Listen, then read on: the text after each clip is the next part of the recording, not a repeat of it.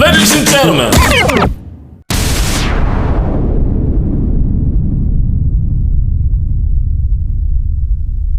What's going on, people? Back with a bang. Here I am, back to bring you guys another weekly watch list. So in today's video, I'm going to talk about the stocks that I'm looking up for this upcoming week. I'm going to discuss some earnings, a couple news events, and I'm also going to be talking about crypto briefly. Now, the reason I'm doing that is because, as you guys probably know, crypto has been on a very wild run as of late. The last, let's say, 3, 4, 5 weeks, crypto has been on an incredible run. So we can actually look into some of the cryptos that I'm invested in, some of the things that I think could be happening soon enough. And also we're going to just, make sure that you guys are invested in the crypto game as well, because that is something that I keep telling the Discord that you guys need to tap into as well. It's not just these stocks that are bringing, 300, 400, 500%. The cryptos are bringing thousands, 2,000, 3,000% as well. So keep those on your radar as well. But let's start off with just jumping into Yahoo Finance, seeing what's, on the radar for this week. So we've got inflation, retail sales. Yeah, CPI Tuesday. That's the big one to really focus on. Oh, okay, here we have it.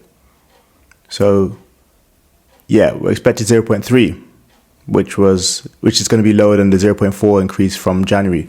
So, yeah, obviously, the CPI reported in March is for February, so we're expecting a 0.3. Let's see what happens. That is Tuesday, though. You do want to keep that on your radar. And as always, guys, remember, if you are swinging, make sure you know what news events are happening overnight, that kind of stuff. There you see how inflation was back in 2022, up at 9%, almost 10%. Now we've got it back down to 3%. We're expecting some interest rate cuts sometime this year, maybe 2 or 3 cuts. So also note that as well. Now, I'm going to jump over to the earnings for this week. Tomorrow after hours, we've got Oracle. Oracle, I'm thinking is puts. We might look at that chart later on, but Oracle, I'm thinking is puts. Tuesday, Coles, Man United reporting. That's quite interesting. To be honest, Wednesday, Sentinel One maybe is potentially interesting. Again, that will probably be puts. Thursday, you've got Dix, Adobe, Ulta. That's when it kind of gets a little bit more interesting. But again, nothing that I'll really be looking to trade. And same with Friday, nothing really on my radar. So it's kind of, we're getting to the point where we're kind of winding down in earnings season.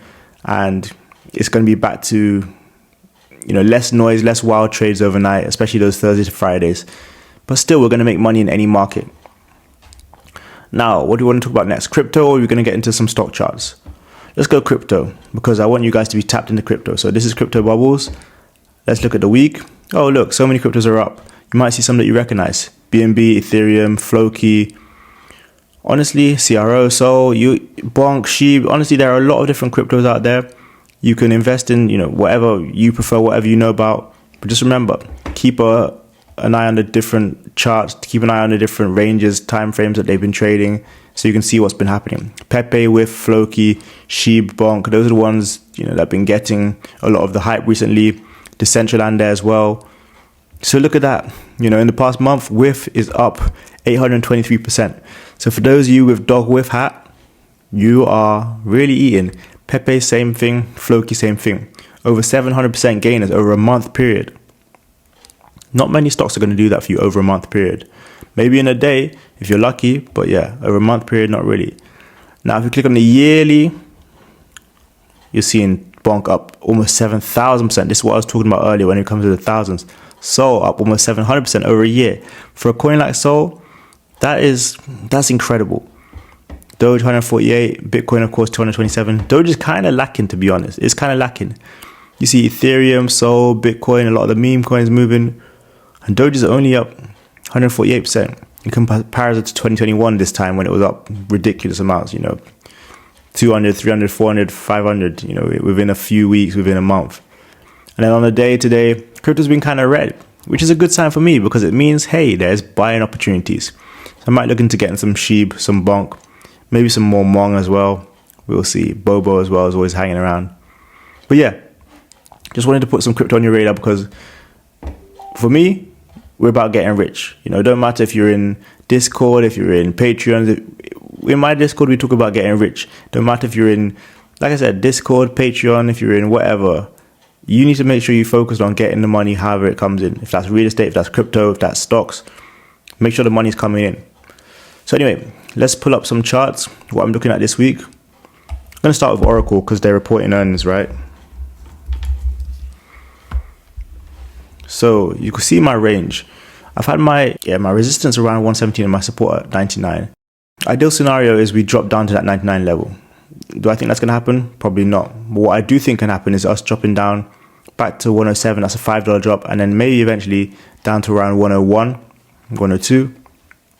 That's what I'd be looking at for Oracle, but I am looking at it dropping down. As you can see, it's clearly been trading in this channel between 117 and 99, and I think it's going to continue to do so. I've definitely got Oracle on radar for puts. And then we've got to talk about this stock. The stock that really made our week last week. We traded it about 4-5 times. I think a loss or two in there, but mainly wins, and those wins were big wins. Tesla's still got more room to drop. About $7 down to 168 if I'm looking at my trend line. But it's also just hanging around my level of support, that green line right there. So I'll just be watching Tesla to see what it does at open tomorrow, see how it pans out during the day, and then once I get a clear indication of what's going to happen, looking at the smaller time frames, then that's when I'm going to take action. See, Friday it was clearly bearish, dropped. The day before that was pretty bullish. A couple of days before that, very bearish. So Tesla could be on for a $7 drop all in one day or over a couple of day period. We'll have to see when the market opens, how it pans out. Then the next one, you're going to love this one. Nvidia. Could we possibly see 750 on Nvidia?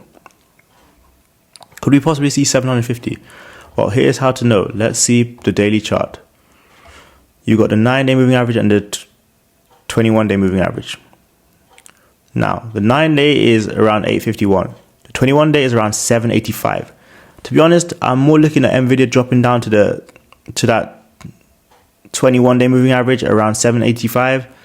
So that's still a $90 drop. Bear in mind, we dropped 100 points on Friday. I know it says 51 here, but actually from the highs of Friday, from the highs up here at 975 all the way down to 875, we dropped 100 points. We could easily drop another 90 points anytime this week. It doesn't have to be tomorrow, but it could happen anytime this week. When stocks run up like this over a short period of time, they are bound to pull back. Look at the daily chart, how overextended it was. Look at the weekly chart, how many green weeks it had in a row, and it still finished green last week anyway. These stocks are bound to pull back when that happens. That's why I'm saying keep Nvidia puts on your radar. Now, it's broken below the moving average on the 4-hour. They're trading to the downside. Daily chart, as I showed you before, still got a ways to pull back. But I think Nvidia could be on for some nice puts. Now I'll pull up Broadcom because they reported earnings first day. Similar to Nvidia, dropped 100 points Friday, but now this one just kind of held above the 21-day moving average. That's the daily chart. The 4-hour chart, we started to break below. We're looking a lot more bearish. The 1-hour chart, and this is where you start to really see the bearish momentum. Moving averages cross to the downside, trading below both of these. This could be on for an intraday put. But again, we're going to stay unbiased. We're going to see what the market brings us and then trade based off that. Now, another stock I love trading, another stock I hold shares of, and another stock that I think everyone should be at least investing slowly if you're not trading it. ExxonMobil, ticker symbol XOM. So Exxon is starting to reach that 110 level again. That 110 level is one of those levels where it could easily break out of and push all the way to 117. We've got these mini levels of resistance that have the red lines here, 106, 107, 108 approximately.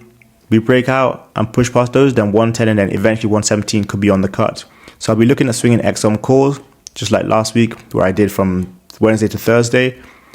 But I do want to remind you that at the same time, you got to check different time frames. See what's happening on the 4 hours. Is it way too overextended? Is it bound to pull on back? Is it likely to sell off a little bit before it continues higher? Keep those things on your radar so you can get the best entry possible. Pull up another interesting one for you guys. McDonald's, before I touch on Boeing. So McDonald's looks like it's made a double bottom here on the hourly chart. Bring up the 4-hour chart. You see, similar story while it kind of just broke above the moving averages. The daily chart as well for McDonald's. This is where it gets interesting. So we've been struggling to break above that 9-day and 21 moving averages, which are kind of consolidating together. We've been below them for about 2 weeks now. Once we break above, close above on the daily, I think this has got room to run back up to around 300. I would not be surprised to see this at 300 this week. So keep the McDonald's on your radar. Now we're going to go to HD. Before I go to Boeing, we're going to go to HD. HD had a really nice reversal pattern, right? It pushed up here, inside bar, started downtrending. 5 red days back to back to back. Now, if you pull up the 4-hour chart, you can see how bearish this looks. Trading below the moving averages, kind of wicks above, but doesn't actually hold above. Hourly chart, it's not looking good. Gets rejected by the moving averages on the hourly. And you start to look into the 15-minute and the 5-minute. You can see just, again, the rejection at the 21 moving average and just selling off. So I will be looking at HD puts. Again, we're not going to go biased, but that's what I'm planning to look at. If it starts pushing up and rising, rallying above the moving average, then of course we're going to get calls. But from looking at the chart and what it's telling me, it's more likely that we get the HD puts. Now, last and not least, Boeing. Boeing stock. It's puts for this stock. Daily chart sees us never breaking above the moving average. And what's worse is these guys keep having their bad news. I think yesterday or 2 days ago, something like that, another one of their planes did something crazy. This stock is always doing weird stuff. This company is always doing weird stuff. I don't see what's going on with them, that they always have to be, announcing some crazy news that, the window is falling off, or that the flights are getting delayed, or I don't even know what it is, missing parts of their aircraft. I don't know. Boeing always have something going on these days. So yeah, we're looking at puts with Boeing. And to be honest, those are the stocks I'm looking at. There are other stocks I'm looking at, again, daily chart. But yeah, there are other stocks I'm looking at. I will discuss those in the Discord. For those of you who are on here, you may not know, but I'm in an Apple swing to the upside. So I've got my calls on Apple. We will see if that does start to break out this weekend, but I took a starter position. Of course, if you're not already in that starter position, it's because you're not in the Discord. So make sure you come and join the Discord so you know what plays I'm taking, you know what people are trading, you know what the charts are saying, what we're looking at, the live trading. It's all in the Discord. So come and just check out the Royal Trading Academy. Then you would have known I was in the Apple play. Then you would have known I was in a lot of other plays this past week. Also, check out the second link in the description. That is a stock option starter pack. That's a group of 10 videos, approximately 3 hours, which talk about stocks, the ins and outs of options, how to trade options, the terminology, all that good stuff. If you've already got it, then tell a friend about it and keep spreading the love, keep sharing the word. And lastly but not least, make sure to like, subscribe and comment on this video. And if you really want to be a great and you really want to do me a favor, make sure to share it with a friend as well. It could help them in many different ways. But that's it from me, guys. Like I said, catch the rest of the watch list and the main stocks we're going to be trading in the Discord this week. But I got one to making, you got one to making. See you guys next time for another video. Peace.